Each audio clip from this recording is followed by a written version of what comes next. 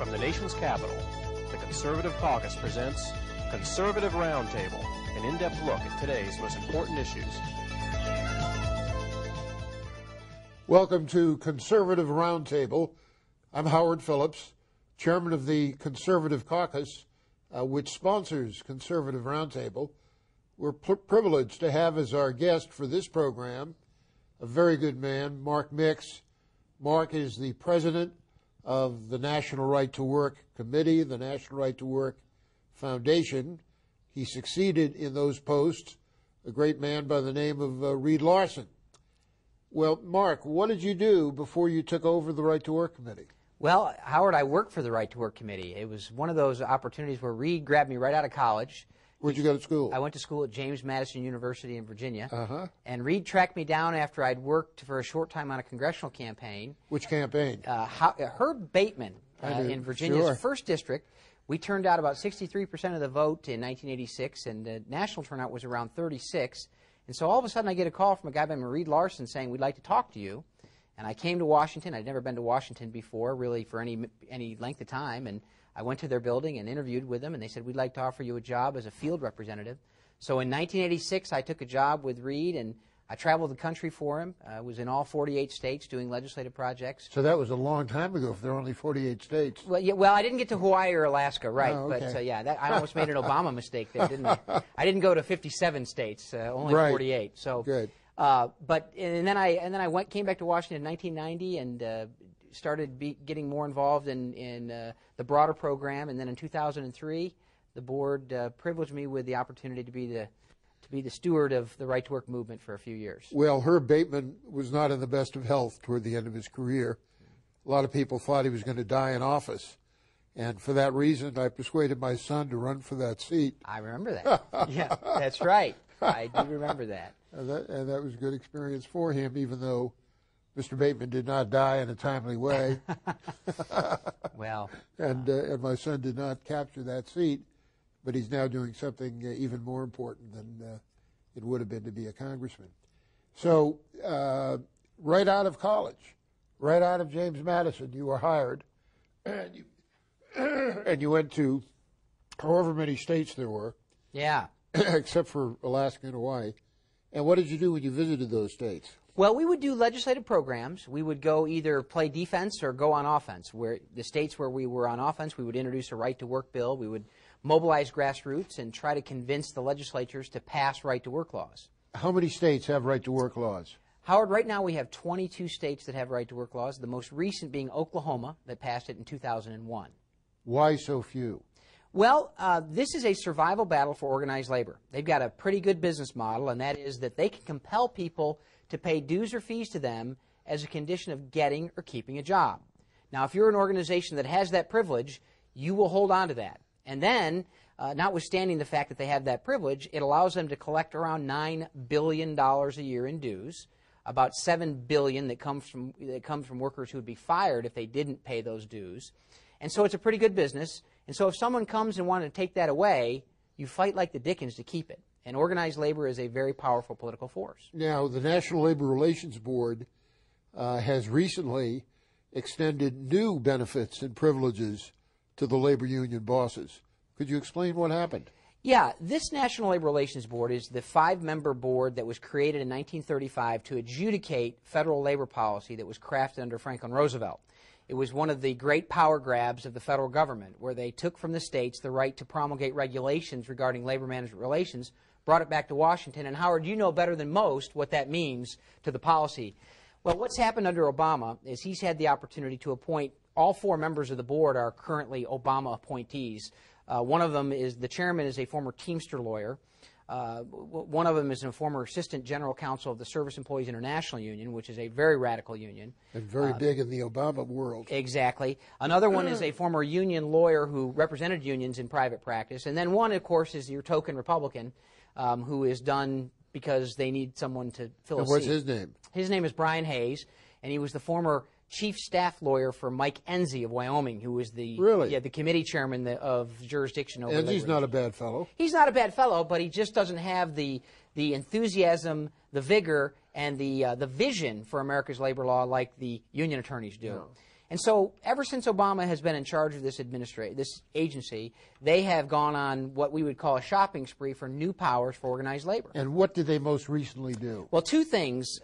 Yesterday, Tuesday, they issued new rules regarding how unions organize workers, and they've radically changed the way that process is going to work. In fact, what they're trying to do is reduce the amount of time that a union election can be conducted from about 38 days to 50 days down to about 10 days. Yeah. And studies show that dramatically increases the success rate for unionization.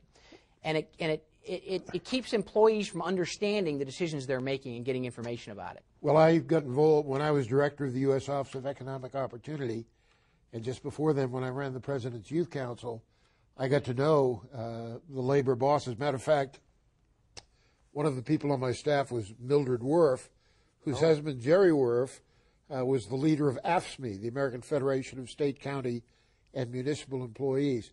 And when I was director of OEO, the labor unions were in a position to do all they could to block whatever reforms I was trying to put in to cut off unconstitutional government programs and grants and contracts.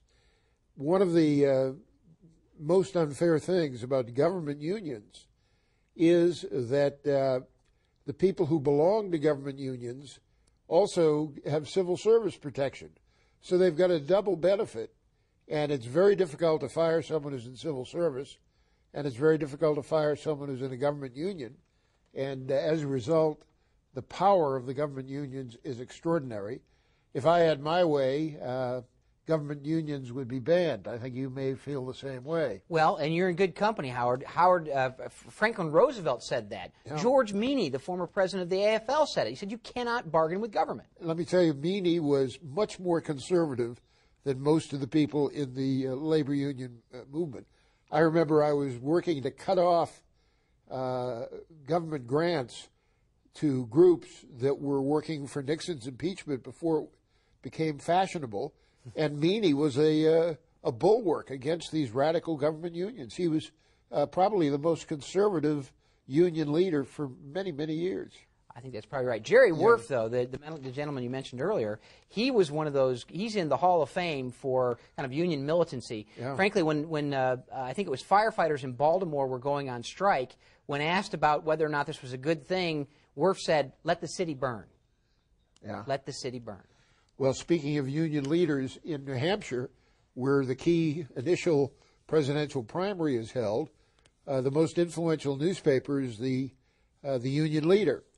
And because of a special deal that Bill Loeb, who was the owner of the union leader, had, there were special benefits given to unions, and he took a radical pro-union stand on most issues when it came before him, and that was always a stumbling block for many of the people seeking the Republican presidential nomination. Yeah, and it actually had a dramatic impact on our ability to pass a right-to-work law. Yeah. The union leader had traditionally lobbied and editorialized against right-to-work year after year. When we had the votes, when we didn't have the votes, they would just slap us upside the head. For the first time in the newspaper's, I think, modern history, they now support right-to-work. They editorialized in favor of a right-to-work law in New Hampshire this year. Why the change? Well, I think the leadership has changed. The people that look at it right-to-work. The people who succeeded Bill Loeb and his widow, Nacky, were very liberal on many, many issues. Yeah. Well, I think what they see now is when they actually examine what a right-to-work law would do and how simple it is and how in a state when you say live free or die, you have forced unionism, I think they finally realize the inherent conflict with their state motto and with the simplicity of right-to-work. Yeah. And so now they're in favor of it. What is the future of right-to-work laws? Are you going to be able to get them enacted in additional states? Well, Howard, we had a good year this year. A good year, I guess, measured by the number of bills that were introduced. 14 states had right-to-work bills introduced and had debates. In New Hampshire, we have passed the bill through the House. We passed the bill through the Senate. The governor vetoed it. We have override strength in the Senate. We're about 7 to 10 votes short to overriding a gubernatorial veto in New Hampshire. In Indiana, we have a House that will pass it. We have a Senate that will pass it. We have a Republican governor by the name of Mitch Daniels who stood in the way of it. If it hadn't been for Mitch Daniels, we'd had a right to work law in Indiana this year. I've had a lot of problems with Mitch Daniels. He's been hailed as a great conservative, as someone who'd be a strong candidate for president, but all of my experience with him has been negative, and I would strongly oppose him were he to run for president. We have to take a break now, Mark Mix, and we'll be back right after these messages. Stay with us, and you'll continue to hear from America's leading expert on the evils of compulsory unionism.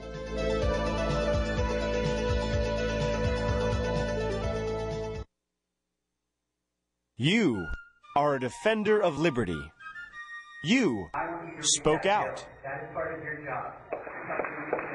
You were heard in Congress. No. You marched. You created a new movement. You endured attacks. You see folks waving tea bags around. Now you can help to Repeal the bill. go to sendthematmessage.com. Print the pledge to repeal Obamacare. Send it to your representative, senators, and candidates to sign that they pledge to repeal the bill. Repeal the bill. Repeal the bill. Repeal the bill. Repeal the bill. Repeal the bill. Repeal the bill. Repeal the bill. Repeal the bill now. Go to sendthematmessage.com and help. Repeal the bill.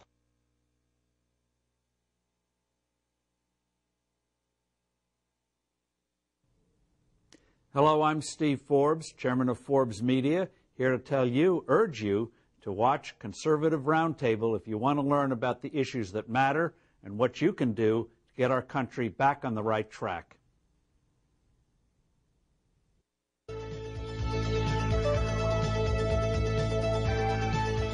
Welcome back. I'm Howard Phillips, chairman of the Conservative Caucus, which sponsors Conservative Roundtable. We're privileged to have as our guest one of the most successful and effective leaders of a conservative nonprofit organization, Mark Mix, the president of the National Right to Work Committee. Mark, could you explain the difference between the Right to Work Committee and the Right to Work Foundation? Yeah. The Right to Work Committee is a legislative lobbying organization, and our mission is to pass and defend the right to work laws that we have. We have 22. Our job is to pass more. We work in Congress and in the state legislatures. The Legal Defense Foundation provides free legal aid to workers who have had their rights violated by compulsory unionism. We currently have about 250 cases. We're representing roughly 200,000 employees at various levels. How many attorneys on your staff? We have 12 staff attorneys. Are you an attorney? I am not. We have enough. and we've been to the U.S. Supreme Court 14 times. We provide this legal service for free.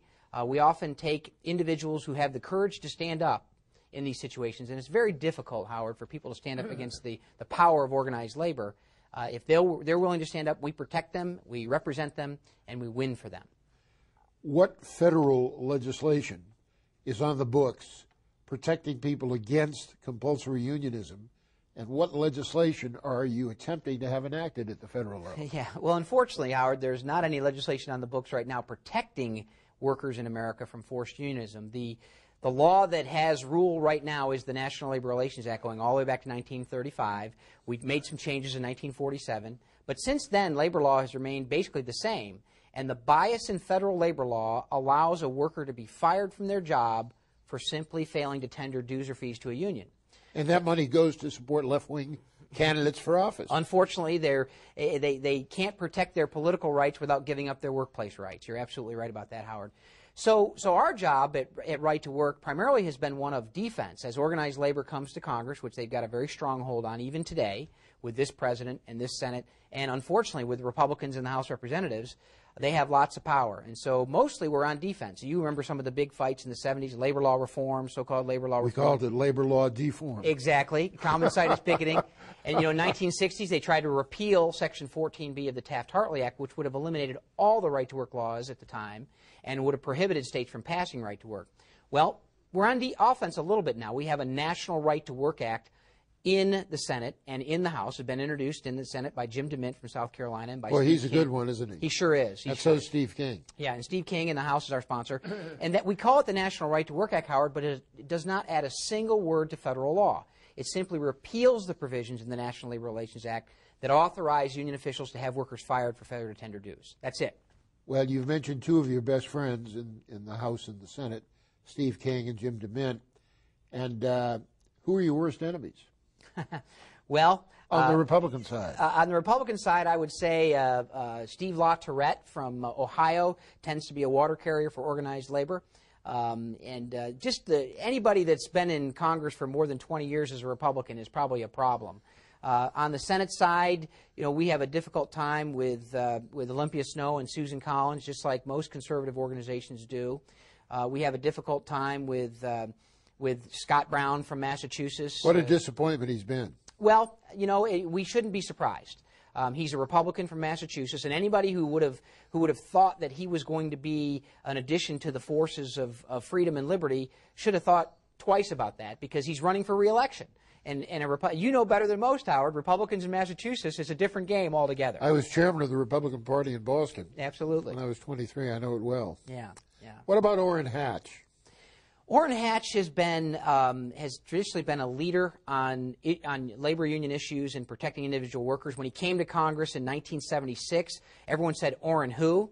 He established himself as a freshman senator, something that freshman senators don't usually do, but he got and led the fight on labor law deform in 77, 78, established his bona fides with the right-to-work movement all through the 80s and 90s. And then something strange happened. He became a good friend of Ted Kennedy's, and while we don't... he now has Teddy's hideaway office. Yeah, we don't discount they need to be friends, but Orrin stopped leading on the issue and started following. However, I will say now, he is one of the original co-sponsors on the National Right to Work Act for pretty obvious reasons. He's got a tough re-election fight. Indeed. And I shouldn't disrespect Senator Hatch in any way. He's been a leader on this issue and been consistent. Well, I'm prepared to disrespect him. I've had conversations with him asking him to do X, Y, and Z, and he says, I can only do it if you can show me 30 other votes of senators who will support me. Otherwise, I will be marginalized, and I don't want to be marginalized. And, of course, in my view, one of the reasons I would vote against his renomination is the support he's given to left-wingers joining the Supreme Court. He was the main proponent for Ruth Bader Ginsburg. She would not have been on the court without Orrin Hatch. And she's a good reason to vote against Hatch when he's up for renomination. Well, the people of Utah, at least the Republicans in Utah, will have a choice this time. And it's a very close choice. Yeah, indeed. Indeed. Now, of all the people who are seeking the Republican presidential nomination, who are your favorites, and against whom would you warn us? Well, Howard, you probably taught me this, that if you can't say something bad about a politician, don't say anything at all. So your mouth is shut. Yeah. Well, look, let's go through the list real quick. I mean, Newt Gingrich, we had our fights with him when he was Speaker of the House, although he came out in the debate in New Hampshire saying he supported right to work. Tim Pawlenty, when he was governor of Minnesota, didn't really move the bill, didn't talk about right to work, but now that he's on the national stage, he's talking about right to work. Herman Cain doesn't quite understand our issue. Really? Michelle Bachmann. Herman is a very impressive man. He really is. But he didn't do that well in the debate. Yeah. Were you there at the speech he gave at CNP? I was. That was one of the greatest speeches I have ever heard. He is a very impressive speaker. In fact, last year at CPAC, I had to follow him, and that was extremely difficult. He was not only does he have a great voice and a great message, but he dances well, and the music they put up for him was pretty good. So he's very impressive. I like the guy. And I think he brings a common sense kind of businessman's perspective to the race, and I think it's a voice that's absolutely necessary right now. And of course, the high point of that New Hampshire debate was they asked him whether he wanted thin or crusty. He was head of Godfather Pizza. Right. And he said, I want deep dish. Yeah. But it's an interesting time. Wait, what about the others? What about Santorum? Santorum he voted against a national right to work law when he was in the Senate. So he was on the wrong side. Yeah, and now he has a really difficult time with the issue. We have lots of people that chase him around the country and chase him through Iowa. Of course, he supported Specter against Toomey. Right, and that is a transgression that. Yeah. That's why he lost. Yeah, that's right. The rest of Michelle Bachmann has indicated she supports right to work. What do you think of her? I think she's an impressive woman. I think she's got a voice that again needs to be heard in this debate. The New York Times had a front page story this morning and of course people will be seeing the show long after this morning, which was just, I mean, she could have written it herself. It was a puff piece for Michelle Bachmann. What a great woman she is. Well, Howard, I know you read about 6 or 7 newspapers by the 10. time I get up in the morning. 10. But why would they do that? Why would they do that? I don't know. Did they want her to be the nominee? Well, I think it'll be a long time before she becomes the nominee. They did call her Palin Light. Yeah. But I think she's a lot better than Palin. I think she's a lot smarter. I think her knowledge is more comprehensive.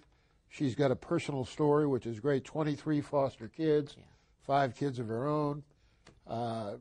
Excellent record in the Minnesota legislature.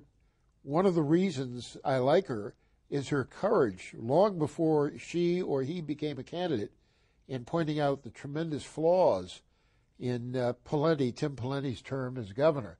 I heard her say that Pawlenty doesn't deserve any of the praise he's getting, that he's a 5-star phony. Wow. That's what she said about him. Well, you know, I think, Howard, the clock for the United States of America and for our freedom and liberty is ticking.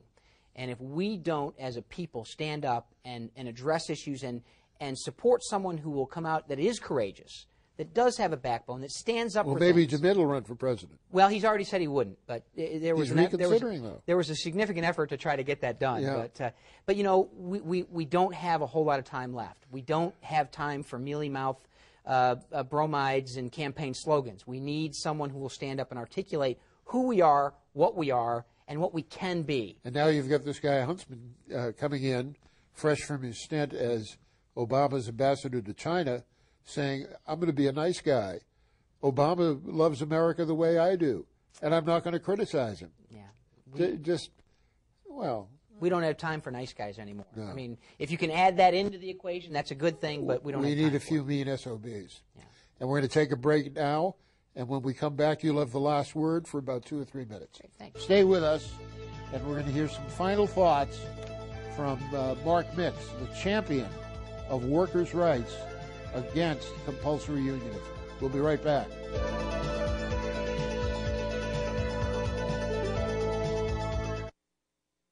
Hey, listen. This is the greatest thing. I want to tell you something. Something's happening in this country.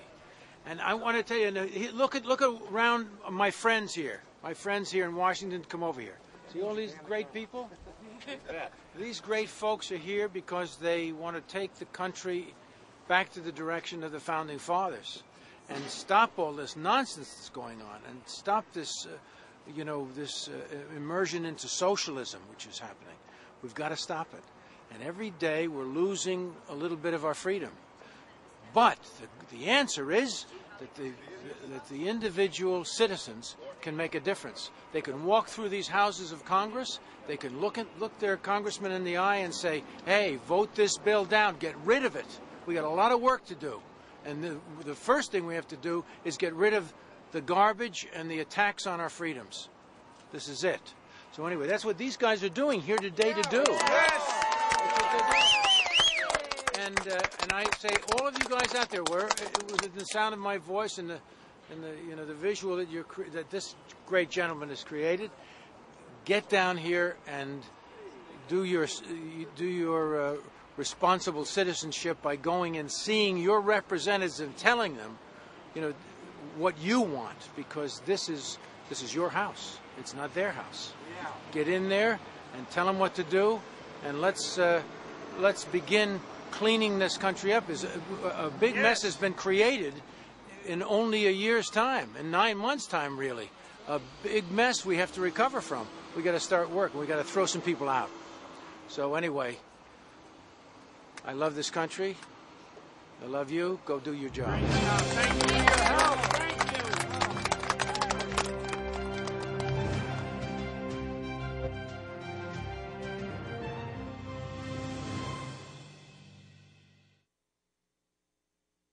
Welcome back. If you're interested in the kinds of issues we discuss on Conservative Roundtable, you can reach our executive producer, Art Harman, by faxing him at 703-281-4108. Our email address is conservativeusa.org. conservativecaucus.org, or you can drop us a note at 450 Maple Avenue East, Vienna, Virginia, 22180. No cost or obligation. Contact us, and we'll send you information which you may find to be of interest. We've been privileged to have as our guest one of the real leaders of the worker rights movement in America, Mark Mix, who runs the Right to Work Committee, the Right to Work Foundation. Mark, there have been a lot of interesting developments, not least of them in Wisconsin. Tell us what's going on there. Well, Howard, this is an interesting development, something we've been predicting for some time that's finally come to fruition, and that is that government has grown enormous. And we now have more government union members in America than we have private sector union members. That happened in October of 2009. And with the economic downturn, what we're exposing is the inefficiencies and the cost of government driven by union monopoly. And so Wisconsin was a flashpoint and is just, unfortunately, the tip of the spear as it comes to where this is going to happen around the rest of the country, where a governor said, in order to control the cost of government, we have to do something about the monopoly bargaining system that we installed in the state. Wisconsin was one of the first states to try this back in the 1955-56 era. They imposed this. Kennedy imposed it on the federal government with an executive order in 61. But Wisconsin has come so far that union officials control the levers of government.